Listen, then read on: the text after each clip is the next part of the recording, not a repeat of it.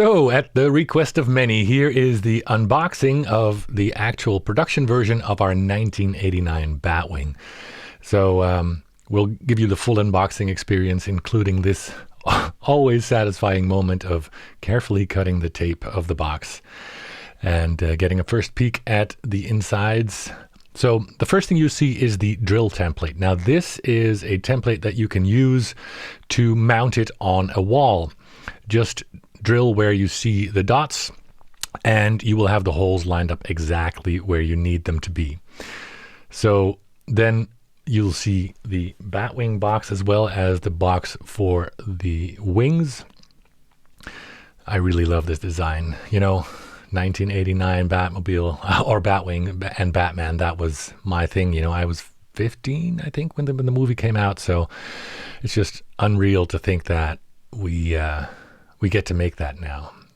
Huge shout out to the people at testit.com, Adam Savage and Norm, who unwittingly helped us a lot right before we went into production. Their video of the actual screen used quarter scale model was a lot of help for us, especially with the finer details that were never visible in any screenshots or set shots or whatever, you know. So and the paint job as well, we did a lot with that. So as you can see, there is some minor assembly required. That's all magnetic except for the wings, for which we included some bolts to bolt it on. The wings come in a separate box. That way we can ship it in a format that is not much different than the format of our standard Batmobile boxes, which means that we can charge the shipping of around a normal Batmobile shipping instead of something that would be a lot more expensive if we had to ship the 1989 Batwing in one piece. I don't even think that's possible for companies like FedEx. It would go beyond their scope. So here you see the power adapter and the adapter for the power adapter. If you're not in the United States, it's an automatic switching power supply, so it works on all voltages. You see the scissors, the back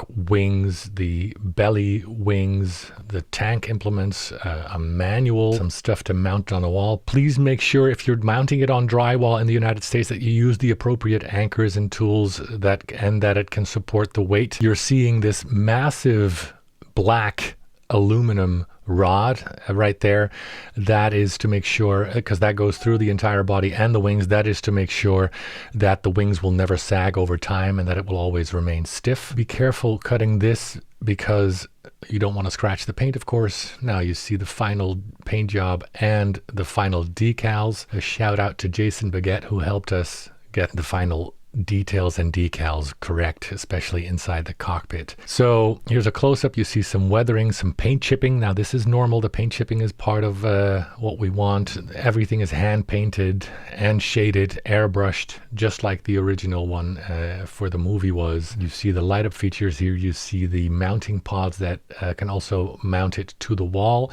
And here you see one important change for, well, we'll get to that when we mount it, but the Gatling gun, the mounting for the Gatling gun was changed at the request of Warner Brothers. So here I want to draw your attention to the foam that comes with your packaging has been arranged so that you can place the unit upside down for easy assembly.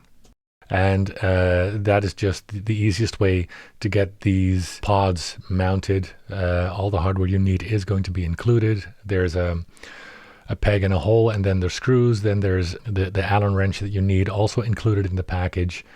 Just make sure it's hand tight. Don't over tighten it, because that will, of course, break the materials. Now this has been tested and it is strong enough to hold it to a wall, and we've had it up for months, so that's not a problem. So that's the first part. Get the pods under there. So here you see all the other parts ready for assembly. I did a quick walk around here. So the next step would be to slide in the metal rod. You see here it's painted black so that it doesn't show up when you open any of the compartments. And well, this thing is making sure everything is straight and will never sag. So you slide on the wings like that. Be careful. And then line up the holes with the bars you see sticking out. And you see these pins. Careful, easy does it. Then you plug in the cables coming out of the wings, going into the cable that goes into the body that provides power to the wingtips lights. Now, these cover plates, they attach magnetically. You can leave it like this if you plan on keeping it on a horizontal surface, but later on in the video we will show you how to really bolt on the wings literally with the provided nuts and a wrench. Here are the belly fins that you can also attach magnetically. So next up, you will find some black strips of tape in your accessories box. Apply them to these vertical stabilizers with rudders and mount them to the body, after which you can mount what I think are fuel nozzles. Now for the important bit I mentioned earlier in the video, the Gatling gun had a last minute change at the request of Warner Brothers with a single mounting point so that it can rotate like it did in the movie. We had to retool the Gatling gun so it didn't have a hole there. The extra mounting point is still in the body, but this is as requested by Warner Brothers. So here's the extra plate you can use if you don't want to mount the scissors. Just close up that gap with this extra part. Then plug in the adapter. Again, use the extra adapter if you're outside the USA, and plug it into the cable coming out of the body. That way you don't have to worry about batteries, leakage, or anything, and just leave it on. Permanently, it will light up the interior and exterior lights at the same time. Then carefully remove this protective piece of white foam as well as that protective bit of blue tape so that you can swing the targeting computer back into place should you want to. All the decals have been applied by us, as well as, of course, all the lights as you are used to from us. So here you see the nuts as well as that little wrench that is included in the package. That is to make sure those wings are attached foolproof. On our original prototype, we didn't have this. The wings never came off. It would have to slide a long way to get off of that long aluminum bar. But we wanted to make sure that it was foolproof, just in case somebody ever knocked into the wings, whatever. The added benefit is that it will tighten the parts together and get a little bit of a tighter seam than you would be able to get without it. Just again, make sure that it is finger tight. Don't over tighten it. No need to force any of the materials. Here you use just your index finger. No more pressure than that is needed. Again, don't over tighten it. Just a little bit of pressure is enough. We are talking about plastics, and as you can see, on top of the added security, it just allows us to get a really tight fit. So here we get to the wall mounting part of the video. We are taking off parts that might fall off. It's just smart to make sure we don't damage everything or anything that might drop while we're handling this. We also suggest doing this with more than one person, so we got a pallet here to demonstrate on. Get the drill template and make sure you mark the holes properly for the up and down positions. Then you can just screw in the legs, the pods, and then get a second or preferably even a third person to help you put that body in the correct position. The template will make sure that the pods will line up with the holes in the body. Again, slowly and carefully screw in those bolts.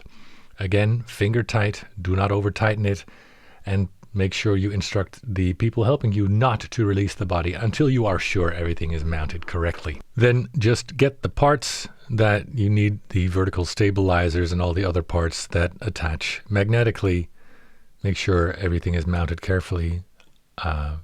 Batman is in there if you want him. I'm assuming you do. So I thought it might be fun to show you how we wall mounted our Batwing prototype for a con that Mike Studeberg did for us last year in the United States. It also gives you a sense of scale, and then how beautiful it looks when you wall mount it against a full moon. Now again, for safety and security, we suggest using double-sided tape to mount the canopy to the body, to make sure that once everything is in place, it does not fall off again. So here's the final look after all the parts have been mounted again. As you can see, perfect clearance from, well, what will be the wall when you wall mount it. And I think a very cool and very impressive piece. We're very proud of it, and we hope you will be too.